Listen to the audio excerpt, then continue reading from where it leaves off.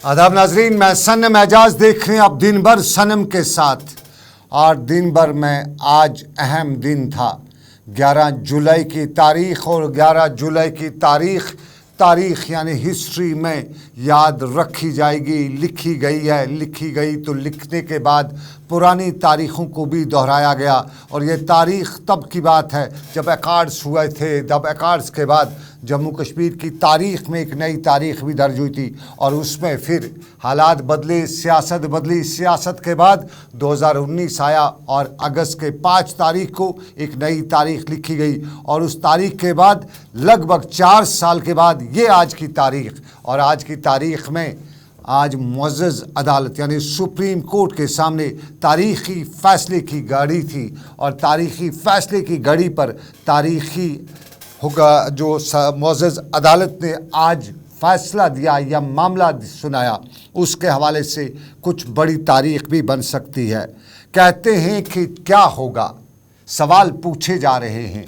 और जम्मू कश्मीर, ख़ास तौर पे कश्मीर वैली में कल शाम से एक उम्मीद की किरण जाग उठी है। और कल शाम से जम्मू कश्मीर क्या शायद दुनिया की पूरी नज़रें जो होगी वो सुप्रीम कोर्ट पर ही होंगी, क्योंकि 2 अगस्त से आइन के आर्टिकल 370 की मनसूखी को चैलेंज करने की अर्ज़ों की समाअत की शुरुआत की जो खबर मुअज़्ज़ज़ अदालत ने सुनाई, तो ये भी बताया कि रोज़ाना की बुनियादों पर केस को सुना जाएगा। और ये वो केस है जिसमें कभी जम्मू कश्मीर के IAS अफसरान भी, जम्मू कश्मीर के लीडरान भी अर्ज़दंदा बने थे।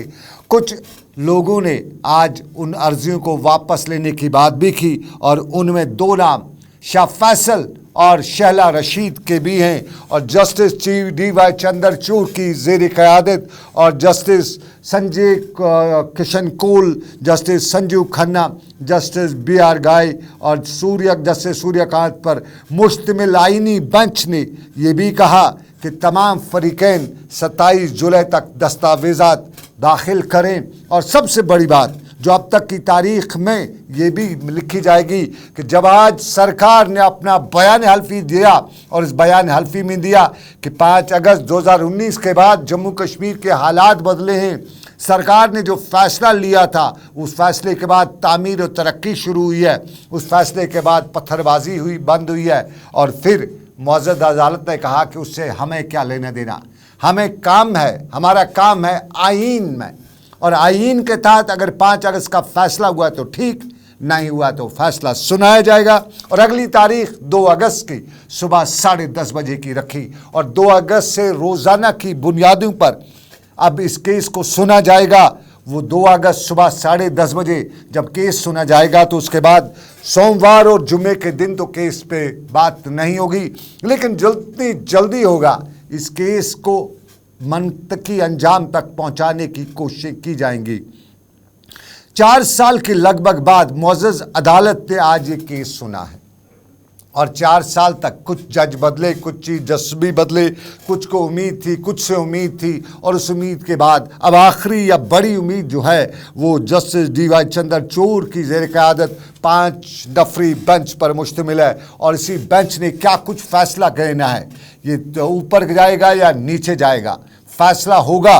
और ये फ़ैसले के बाद बड़ा फ़ैसला भी क्या होगा वो भी बड़ा मामला है। लेकिन आज दिल्ली की सुप्रीम कोर्ट के बाहर सुबह से ही बड़ी उम्मीद की किरण लगी हुई थी। और उस उम्मीद में सबसे पहले वुकला बता रहे थे कि आज क्या होना है, क्या होगा। अंदाजे सुबह सुबह वुकला अपने दलाइल देते हुए बता रहे थे।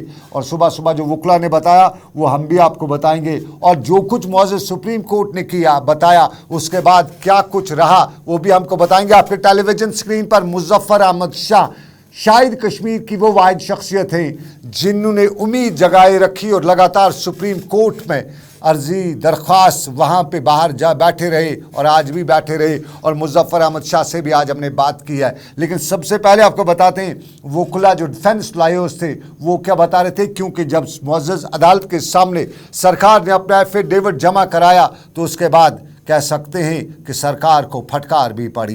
तो सरकार को फटकार क्या पड़ी ये बताएंगे, वकील बता रहे हैं। हमारे साथी ताबिश कमाल ने सुप्रीम कोर्ट के बाहर वकला से बात की, सियासी नुमाइंदों से बात की, तो क्या बताया वकील ने, सुनिएगा। कॉन्स्टिट्यूशनल बेंच के सामने रखे गए थे, जिसमें एक एप्लीकेशन थी जिसमें शैला रशीद और शाह फैसल की एप्लीकेशन थी कि हम विथड्रा करना चाहते हैं। उसमें दीगर जो पिटिशनर्स थे उन्होंने कहा हम कंटिन्यू करेंगे, तो ऑनरेबल सुप्रीम कोर्ट ने उसका अलो किया है। और सुप्रीम कोर्ट ने ये कहा साथ साथ कि जो हलफनामा गवर्नमेंट ने दाखिल किया है कि वहाँ ये चेंजेस आई हैं, उसको हम कंसीडर नहीं करेंगे, हम इसको कॉन्स्टिट्यूशनल वैलिडिटी पे ही टचस्टोन पे डिसाइड करेंगे। बहुत अहम सवाल लूंगा सर आपसे, जिस तरह से आज कोर्ट ने कहा कि हम उन मुद्दों पर चर्चा नहीं करेंगे, हम तो संवैधानिक चीजों पर चर्चा करेंगे, तो इससे केंद्र सरकार ने जो चीजें अपनी रखी हैं उनको आप लोग कैसे देख रहे हैं? केंद्र सरकार ने जो भी रखा है वो तो एक झूठ का बंडल है। झूठ के बंडल को कौन देखेगा? वो तो सब मैनेज्ड है, एवरीथिंग इज मैनेज्ड। ऐसा कुछ वहाँ है नहीं है। वहाँ डेवलपमेंट क्या वहाँ अबतरी हुई है, वहाँ बुरी हालत हुई है, लेकिन कॉन्स्टिट्यूशनल इशू पे कॉन्स्टिट्यूशनल बेंच जो है वो इन चीज़ों से ना तो इन्फ्लुएंस होता है और ना ही उसे कोई फर्क पड़ता है। जम्मू कश्मीर के तमाम आवाम गुलिस्तान JK 24/7 के जरिए आपको देख रही है, उन्हें कितना भरोसा दिलाना चाहते हैं कि इस 370 और 35A में क्या डेवलपमेंट आ सकते हैं आने वाले समय में? देखें, ये तो ज्योतिषी भी नहीं बता सकता कि सुप्रीम कोर्ट क्या करेगा। हमारा काम है अपना पक्ष रखना, हम अपनी दलीलें रखेंगे। हम ये तो नहीं कुछ कह सकते कि सुप्रीम कोर्ट क्या फैसला करेगा। ये तो मैं एक प्रोफेशनल के हिसाब से कितनी उम्मीद है आपको? के हिसाब से हमें पूरी उम्मीद है कि ये गैर आईनी तरीके से हटाया गया, गैर कानूनी तरीके से, और मतलब पॉलिटिकली भी इसका नुकसान हुआ, नेशन पूरे को नुकसान। ज्योतिषी भी नहीं बता पाएगा कि अदालत क्या फैसला लेगी, लेकिन भरोसा हिंदुस्तान की अदलिया पे है। और हिंदुस्तान की अदलिया पे आज भी सबको भरोसा है, क्योंकि दुनिया की में जहाँ कहीं भी अदलिया है उनमें हिंदुस्तानी अदलिया का सर फ़ख्र से ऊंचा रहता है। ग्राफ हिंदुस्तानी अदलिया का बहुत ऊंचा है, और यही वजह है कि जहां नाउमीदी काफ़ी वक्त तक कश्मीर में बड़ी तादाद में लोगों को थी, वहीं उम्मीद की किरण उन्हें मुअज़्ज़ज़ अदालत से, सुप्रीम कोर्ट से साफ तौर पे नजर आ रही थी। और पिछले 36 घंटों के दौरान हमने वादी कश्मीर में जिस किसी से बात की उसको एक स्टमना मिला है, उम्मीद मिली। और कल जो फटकार अदालत ने सुनाई है उसके बाद कश्मीरी के चेहरे चमक उठे, क्योंकि कहा जाता है कि सेंटिमेंट्स के साथ जुड़ा हुआ 370 का मामला कश्मीरी के सेंटिमेंट्स के साथ जुड़ा था, और उन्हीं सेंटिमेंट्स पर 5 अगस्त 2019 को चोट जो पड़ी, उसके बाद जब मुअज़्ज़ज़ अदालत ने 4 साल तक खामोशी इख्तियार की तो कश्मीरी बहुत सहम गया था, बहुत डरा हुआ था। लेकिन पिछले 36 घंटों के दौरान कश्मीरी को बहुत ज़्यादा उम्मीद मिली है, और इस वक्त कश्मीरी समझ रहा है कि 5 शख्स मुअज़्ज़ज़ अदालत के, यानी 5 जज साहिबान कश्मीरी की तकदीर का फ़ैसला करने वाले हैं। और ये 5 अफराद, 5 अशख़ास मुअज़्ज़ज़ अदालत के 5 जस्टिस हैं। और इसी हवाले से जम्मू कश्मीर के सियासी लीडरान के बयानात भी आए। साफ जाहिर है बीजेपी मुखालफत कर रही है, और जम्मू कश्मीर में नेशनल कॉन्फ्रेंस PDP हता के जिन्हें प्रो बीजेपी पार्टियां कहती हैं, वो भी दफ़ा 370 को लेके अपनी तरह से बयान दे रहे हैं। और आपको बताएं, उमर अब्दुल्ला ने भी आज इस पर स्टेटमेंट दिया। उमर अब्दुल्ला की श्रीनगर में भी तकरीब थी, और उसके बाद उनके लिए बड़ी खुशी की तकरीब जम्मू के नौशेरा के इलाके में थी। और मादर मेहरबान के यौम विसाल के दिन पे आज जब नेशनल कॉन्फ्रेंस में बड़े शख्स का मिलन भी हुआ, वहीं उमर अब्दुल्ला से जब सवाल पूछे गए सुप्रीम कोर्ट में आज की तारीख पर, तो उमर अब्दुल्ला ने बताया कि तारीखी फैसला, तारीखी मामला है, और तारीखी मामले में सुप्रीम कोर्ट पे हमें ज़बरदस्त एतमाद है कि वो हमें इंसाफ फराहम करेगी। अदालत को ये फैसला करना है कि 5 अगस्त का फैसला आईनी था या गैर आईनी था।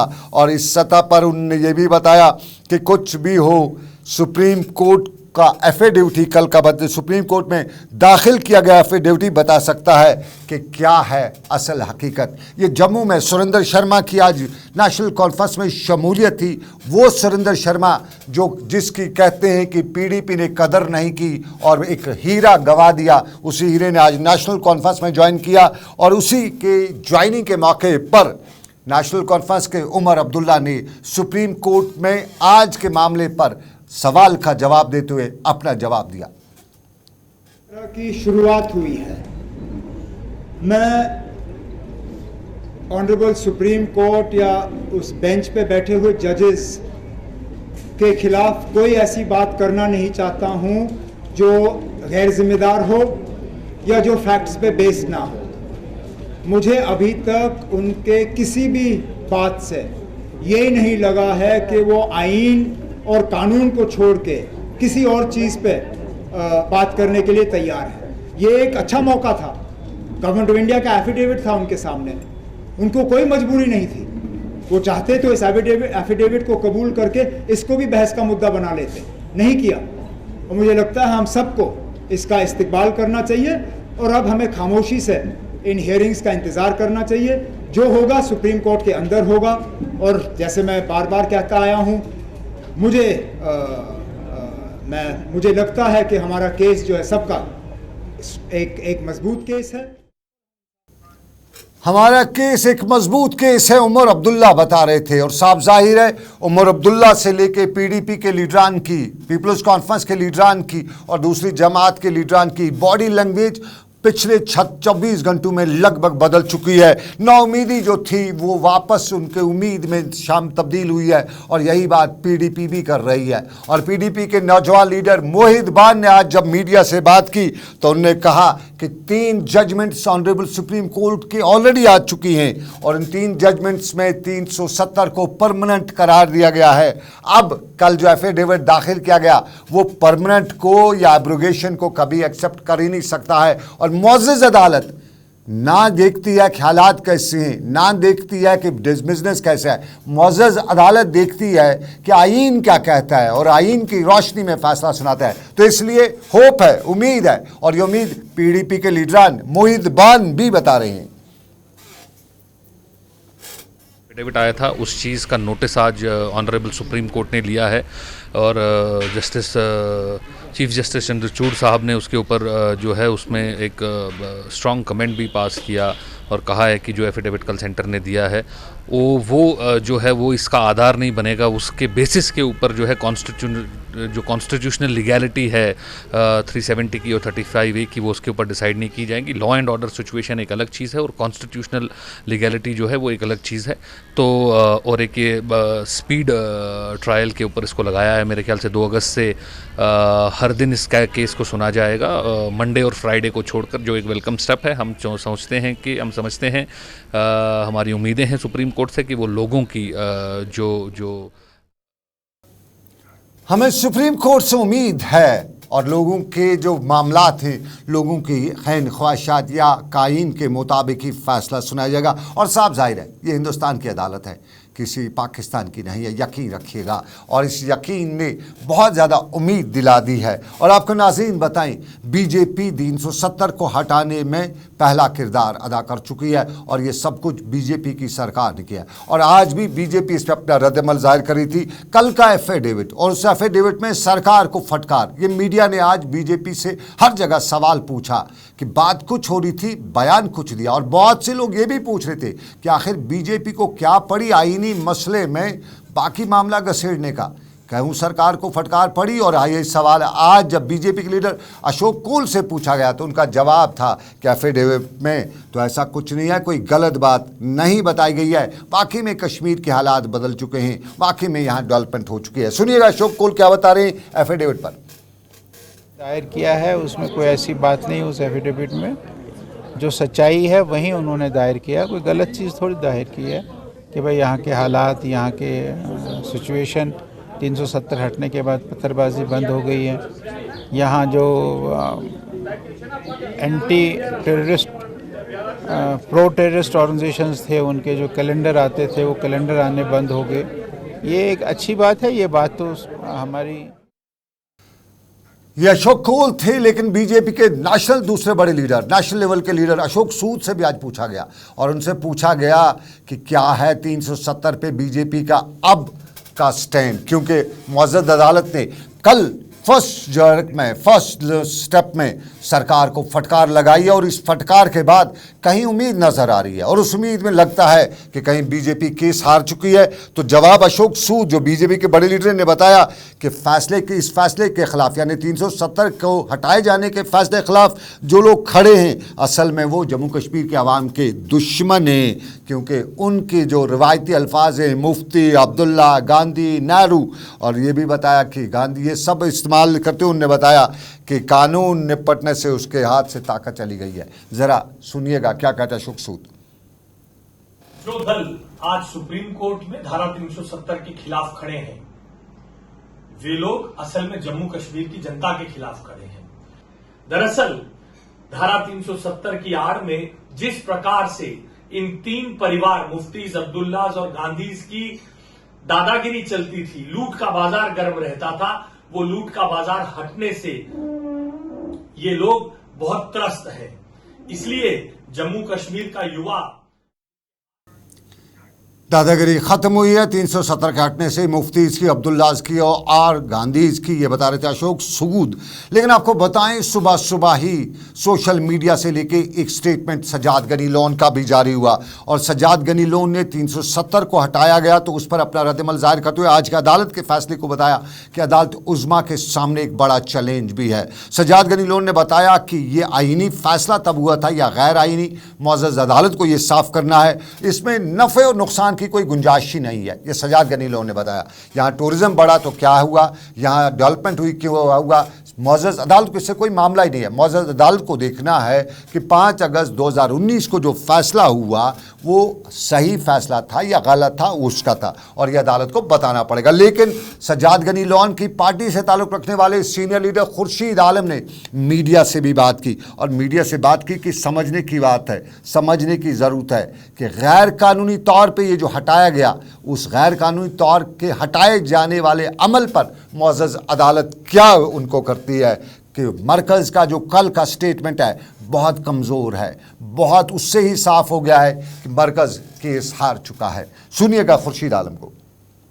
370 और 35A को गैर कानूनी तौर पे हटाया गया है। सुप्रीम कोर्ट को उस बात का फैसला करना है और आप इस बात से अंदाज़ा लगा सकते हैं how weak the centre's decision is.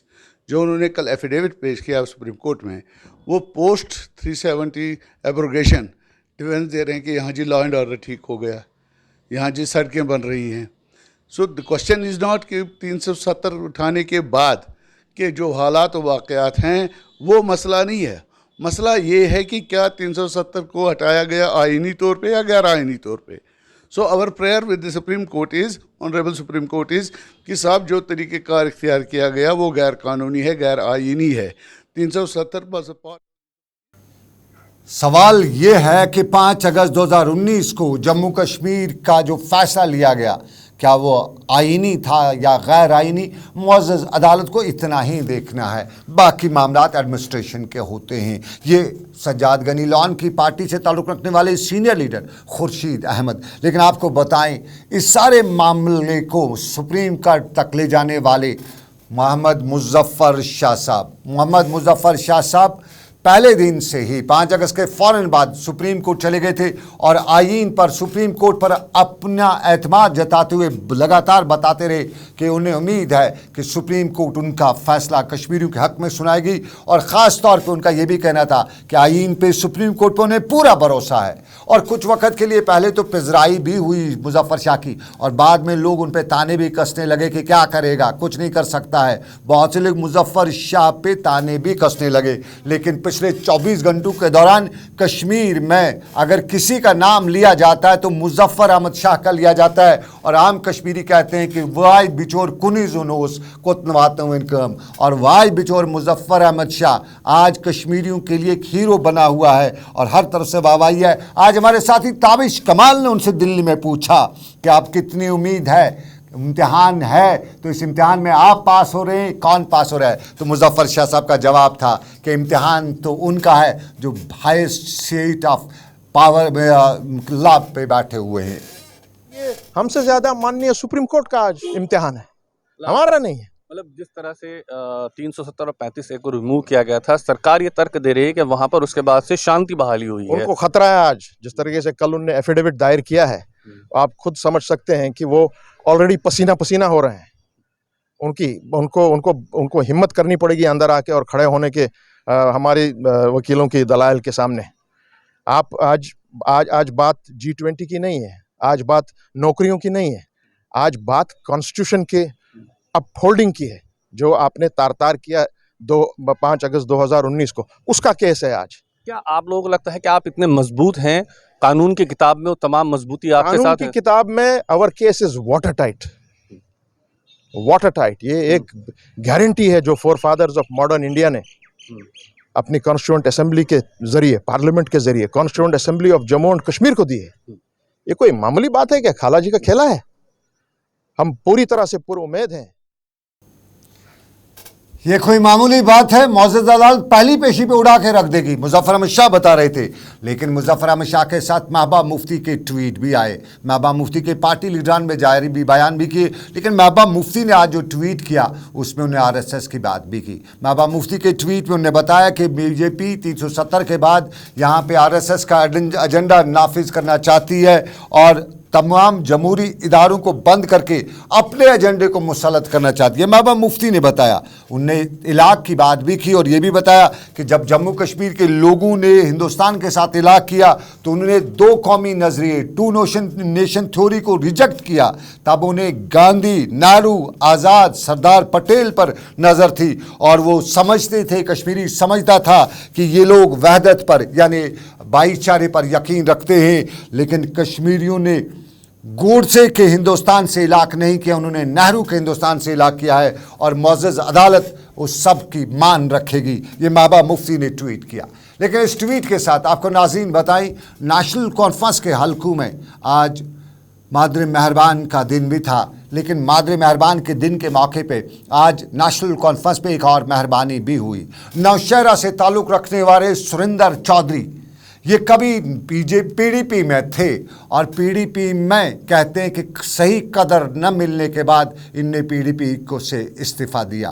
तब जब बीजेपी का एक दबदबा हुआ करता था, मोदी जी के नाम पे आंखें बंद करते हुए वोट डाला करते थे, तब भी इन्होंने रियासती बीजेपी के सदर के खिलाफ PDP की टिकट पर, जिसपे जम्मू के कुछ हल्के अलहदगी पसंद जमात के हवाले से भी गिराते थे, तब इलेक्शन लड़ते हुए एक थिन मार्जिन से वो इलेक्शन हारा था। लेकिन उसके बाद इलेक्शन हारने के बाद PDP ने उनकी वो कदर नहीं की जिसके बारे में बताया जाता था कि एक उस कदर के हकदार थे। और फिर बिलाखिर इन्होंने बड़े मुद्दत बाद PDP से अलहदी इख्तियार की, बीजेपी में शमूली इख्तियार की। और बीजेपी में जब शमूली इख्तियार की तो लगा था कि बीजेपी में भी बड़ा बदलाव आ सकता, लेकिन अब वक़्त का दावा पानी बहुत बह चुका है। और पिछले दिनों जो बीजेपी में ज़मीन का मुद्दा 5 मरला मुद्दा था, उसके ख़िलाफ़ इन्होंने एक बार फिर बीजेपी से अलहदी इख्तियार करते हुए बताया कि जम्मू कश्मीर की एक अलग आइडेंटिटी है और उस जम्मू कश्मीर में ये सब चीज़ें नहीं चलेंगी। और आज बाज़ाब्ता तौर पे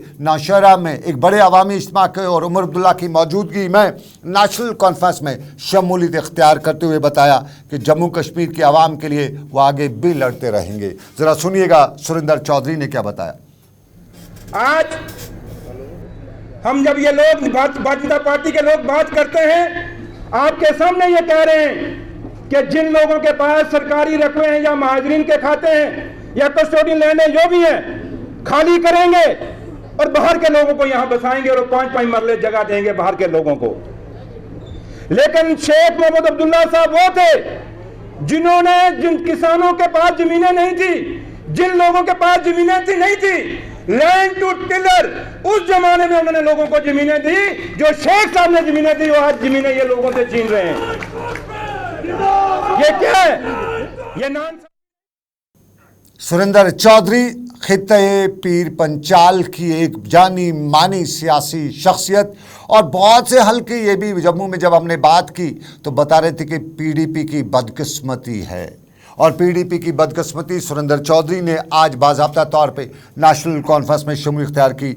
अब PDP अपना सर पीटे या क्या करे, पानी बह चुका है। लेकिन आपको नाज़रीन बताएं, यहाँ उमर अब्दुल्ला मौजूद थे और उमर अब्दुल्ला से मीडिया ने आज कोलेशन का सवाल भी पूछा। दिल्ली में अगले हफ्ते ऑल पार्टीज़ मीटिंग हो रही है, ऑल अपोजिशन पार्टीज़ की मीटिंग हो रही है, उस पर भी बताया कि क्या जाने का तुक है, क्या करने जा रहे हो। और ये भी पूछा कि वहाँ कोलेशन की बात करते हो तो इधर का क्या इरादा है। तो उमर अब्दुल्ला का जवाब भी सुन लीजिएगा, कोलेशन पे क्या कहना था उनका। अभी 17-18 तारीख को बेंगलोर में भी मीटिंग हो रही है, आप और महबूबा जी भी उस विपक्ष। मैंने कभी महबूबा जी के लिए जवाब नहीं दिया, ना मैं इस बात को पसंद करूंगा कि वो मेरे लिए जवाब दे। नेशनल कॉन्फ्रेंस को वहां पे बुलाया गया, उस मीटिंग में जनाब फारूक अब्दुल्ला साहब ने कहा है कि हम उसमें शमूलियत करेंगे। नेशनल कॉन्फ्रेंस के तरफ से कौन उस मीटिंग में जाएगा, इसका फैसला भी होना बाकी है। सर, मैं ये जानना चाहता हूं कि आप दोनों अगर विपक्ष की उस मीटिंग में शामिल होने जा रहे हैं तो जम्मू कश्मीर में जब लोकसभा के चुनाव होंगे तो क्या दोनों पार्टियां एक साथ मिलकर भारतीय जनता पार्टी क्यों ना करेंगी? किस लिए? एक ही मीटिंग को अटेंड करने का ये मतलब नहीं है ना कि सारा कुछ जो है वो इसी तरह होगा। हम नेशनल लेवल पे बीजेपी का मुकाबला करने के लिए स्ट्रैटेजी बना रहे हैं। स्टेट लेवल पे उस स्ट्रैटेजी को किस तरह इम्प्लीमेंट किया जाएगा वो अब हम पे छोड़ दीजिए, आगे देख लेंगे ना किस तरह का माहौल होगा। नेशनल लेवल की स्टडी एक होगी, स्टेट का आगे का हाल अहवाल समझा जाएगा। ये उमर अब्दुल्ला कोलेशन वगैरह के हवाले से बता रहे थे। लेकिन आपको नाज़रीन चलते चलते बताते चले, हमने तामीर और तरक्की की बातें करते रहते हैं। सरकार की कहती है दावे, सरकार बड़ी करती है। कश्मीर में तामीर और तरक्की का सीज़न अगर कहीं डेवलपमेंटल सीज़न कहीं या तामीराती सीज़न कहीं, वो सिर्फ मई से अक्टूबर तक होता है। और R&B महकमे ने आपकी बार बताया था कि 2200 किलोमीटर पर मैकडमाइज़ किया जाएगा। सड़कों पर मैकडमाइज़ 2200 किलोमीटर इस साल किया जाएगा। जुलाई 11 तारीख हो चुकी है, सीज़न आधे से ज़्यादा ख़त्म हो चुका है। अभी हमारे पास खबरें हैं कि सिर्फ 200 किलोमीटर का मैकडमाइज़ हुआ है। हमने कोशिश की थी कि हमारे भी हुकाम से जाने कि कितना मैकडमाइज़ हुआ है, ताकि हम समझ सकें कि वाकई सरकार ने बताया था कि हम 100% जो ग्राउंड पे काम करें वो कर रहे हैं, लेकिन हमें वहाँ से जवाब नहीं मिला। सरकार बता ही दे, प्रेस नोट करके ही बता दे कि कितने किलोमीटर मैकडमाइज़ हुए, ताकि बताया जा सके। क्योंकि हमें ज़राया जो है वो बता रहे हैं कि सिर्फ 75% काम हुआ है अब तक, और 25% हुआ है, 75% काम नहीं हुआ है। तो आधे से ज़्यादा सीज़न में 25% और आधे से ज़्यादा सीज़न में और 25%, यानी कुल मिला के 50% ही इस साल भी काम होगा अगर इसी रफ्तार से। तो बात हमने पहुंचा दी। सरकार आप बताते तो हैं, लेकिन ग्राउंड पे आपके इदारे जिस तरह से काम करें वो काम हस्बे तवक्का नहीं जा रहा है। और चलते चलते एक और पते की बात सरकार तक पहुँचा दूँ। ज़िम्मेदार कौन? सरकार ने बुज़ुर्ग, उम्र रसीदा, जिस्मानी तौर पर नाखेज़ बेवाओं और जो माहाना इमदाद वगैरह जो मिलती थी उनको, वो अब उनके लिए वबाल जान बन रहा है। और वो रजिस्ट्रेशन की आड़ में महकमे सोशल वेलफेयर की गलतियों का खमियाजा इन बुज़ुर्गों को, उन जिस्मानी तौर पर नाखेज़ अफराद को उठाना पड़ रहा है। बच्चों को स्कॉलरशिप वक्त पे नहीं मिल रहा है, कुछ को मिलता है, कुछ को मिलता ही नहीं है। और अगर देखा जाए तो बच्चों को जब एक स्कॉलरशिप नहीं मिलेगा तो उनकी तालीम कैसे पूरी हो जाएगी। और मरकज़ी सरकार ने बाज़ाब्ता तौर पर इसके लिए बजट भी वाज़ा किया है, वागुज़ार किया है। रियासती सरकार ने पिछली बार बताया था कि सभी महकमों को ये रकूमात भेज दी गई हैं। अगर रियासती सरकार बता रही है कि रकूमात भेज दी गई हैं, तो वो फिर हेड ऑफ डिपार्टमेंट्स जो है क्या वो गलत बयानी से काम करें? जब मीडिया उनसे पूछता है कि ऐसा क्यों नहीं होता, बता रही है फंड्स ही नहीं है। अगर सरकार ने रकूमात वागुज़ार की हैं तो हेड ऑफ डिपार्टमेंट्स क्यों सरकार की छवि ग्राउंड पे पब्लिक में ख़राब कर रही है? शायद सरकार तक ये बात पहुंचाना और LG मनोज सिन्हा तक ये बात पहुंचाना ज़रूरी है कि आप जो बताते हैं ग्राउंड पे आपके जो अहदेदार हैं, आपकी ब्यूरोक्रेसी जो है वो उस तरह से नहीं है। सब बताती है कि ये ऊपर से नहीं हो रहा है, तो ज़रा ऊपर से देख लीजिएगा कि सही बता रहे हैं या गलत। तो फिलहाल आज के दिन भर से बस इतना ही। दीजिए इजाज़त इस उम्मीद के साथ कि रब्बे कायनात की मर्ज़ी। फिर करेंगे मुलाकात। रखिए ख्याल अपना। अल्लाह हाफिज़।